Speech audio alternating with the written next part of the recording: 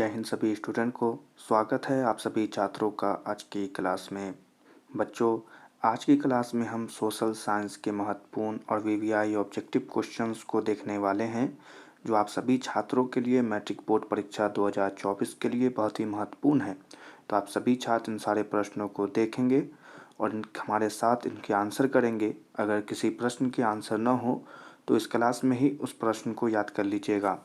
ठीक है, चलिए जल्दी से आज की क्लास को शुरू करते हैं। पहले प्रश्न को देखेंगे। पहला प्रश्न है, विकसित राज्यों में ऊंची होती है। आपसे यह प्रश्न बहुत ही महत्वपूर्ण है कि विकसित राज्यों में क्या ऊंची होती है। तो यहाँ पर इसका आंसर एकदम सही होगा कि प्रति व्यक्ति आय ऊंची होती है, यानी बी हमारा सही आंसर हो जाएगा। अगर आपने बी कहा है तो एकदम सही आंसर है आपका। अगले क्वेश्चन को देखेंगे, जल्दी जल्दी आंसर करते चलें। अगला क्वेश्चन है, राष्ट्रीय आय के अंतर्गत शामिल है। प्रश्न है, राष्ट्रीय आय के अंतर्गत शामिल है। तो यहाँ पर इसका आंसर हो जाएगा वस्तुओं एवं सेवाओं का मूल्य, यानी बी हमारा यहाँ पर आंसर हो जाएगा वस्तुओं एवं सेवाओं का मूल्य। चलिए अगले क्वेश्चन को देखेंगे। हमारा अगला क्वेश्चन है, कुल उत्पादन एवं उत्पादन में किए गए खर्च का अंतर कहलाता है। क्वेश्चन है, कुल उत्पादन एवं उत्पादन में किए गए खर्च का अंतर क्या कहलाता है। तो यहाँ पर इसका आंसर हो जाएगा शुद्ध राष्ट्रीय आय।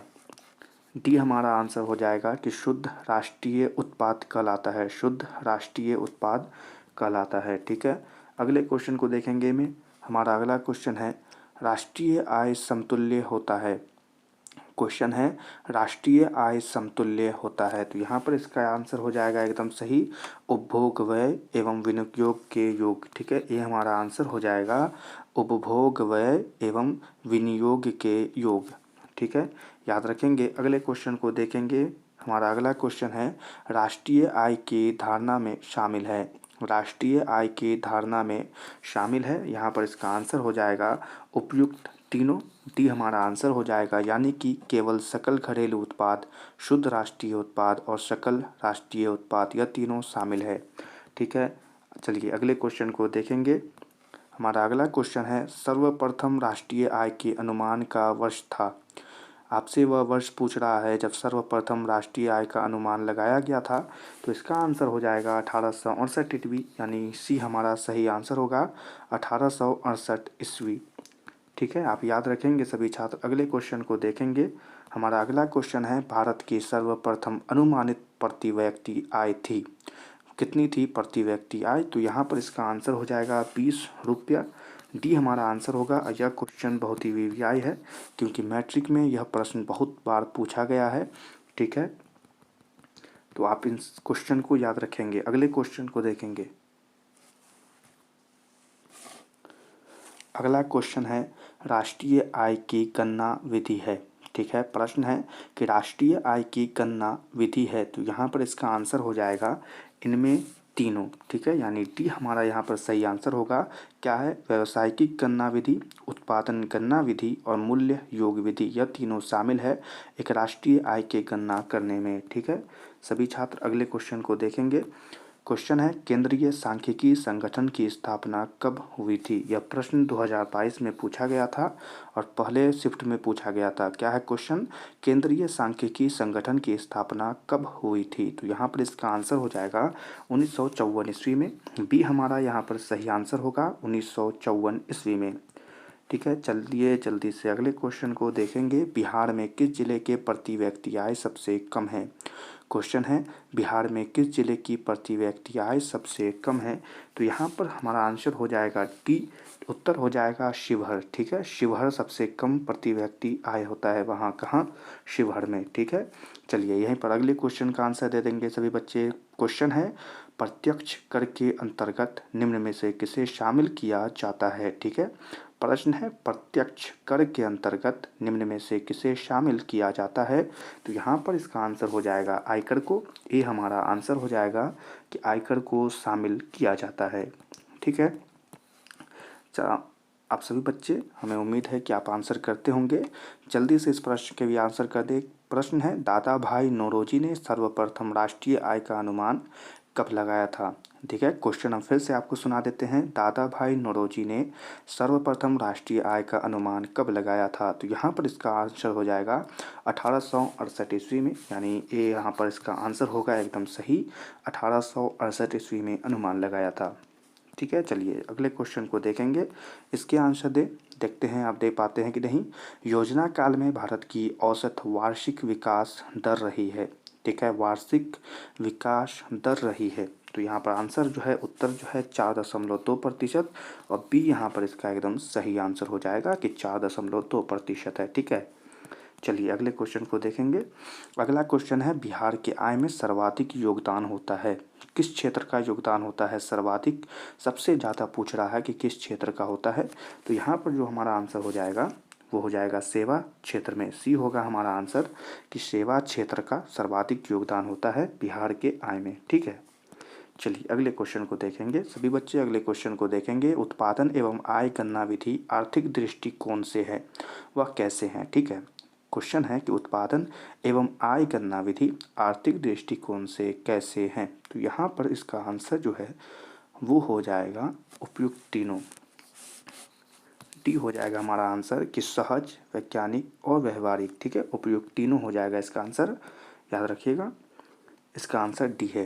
अगले क्वेश्चन को देखेंगे। बिहार की अर्थव्यवस्था में प्राथमिक क्षेत्र का मुख्य अंग है, प्राथमिक क्षेत्र का मुख्य अंग कौन है? सही बच्चे जानते होंगे, यहाँ पर इसका आंसर हो जाएगा कृषि। बी हमारा एकदम सही उत्तर हो जाएगा कृषि। अगले क्वेश्चन का यहीं पर आंसर देते, वाई बराबर सी प्लस आई फॉर्मूले को बताया है। यहाँ पर कुछ नाम हैं, इनमें से किसने y बराबर सी प्लस आई फॉर्मूले को बताया था? तो यहाँ पर हो जाएगा प्रोफेसर कैन्स। यहाँ पर एकदम सही उत्तर हमारा ए हो जाएगा, प्रोफेसर कैन्स। आप एकदम याद रखेंगे, प्रोफेसर कैन्स ने y बराबर सी प्लस आई का फॉर्मूला दिया था। ठीक है, चलिए अगले क्वेश्चन को देखेंगे। हमारा अगला क्वेश्चन है, राष्ट्रीय आय का अर्थ है, राष्ट्रीय आय का अर्थ है। तो यहाँ पर हमारा आंसर जो है वो है उत्पादन के साधनों की आय। डी होगा हमारा आंसर, उत्पादनों के साधनों की आय। ठीक है, चलिए जल्दी जल्दी क्वेश्चन को देखेंगे। अगले क्वेश्चन है, भारत में किस राज्य का प्रति व्यक्ति आय सर्वाधिक है? तो यहाँ पर इसका आंसर हो जाएगा, भारत में किस राज्य का प्रति व्यक्ति आय सर्वाधिक है? गोवा हो जाएगा एकदम आंसर। डी हमारा यहाँ पर सही उत्तर हो जाएगा, और यह प्रश्न काफ़ी बार पूछा गया है, यानी कि यह प्रश्न वीवीआई है। ठीक है, अगले क्वेश्चन को देखेंगे। अगला क्वेश्चन वीवीआई, भारत में वित्तीय वर्ष कहा जाता है, भारत में वित्तीय वर्ष कहा जाता है। तो यहाँ पर इसका आंसर हो जाएगा 1 अप्रैल से 31 मार्च तक। सी होगा उत्तर, 1 अप्रैल से 31 मार्च तक, और यह भी एक वीवीआई क्वेश्चन है, तो इससे भी हम वीवीआई का थप्पा लगा देते हैं। ठीक है, आप याद रख लीजिएगा।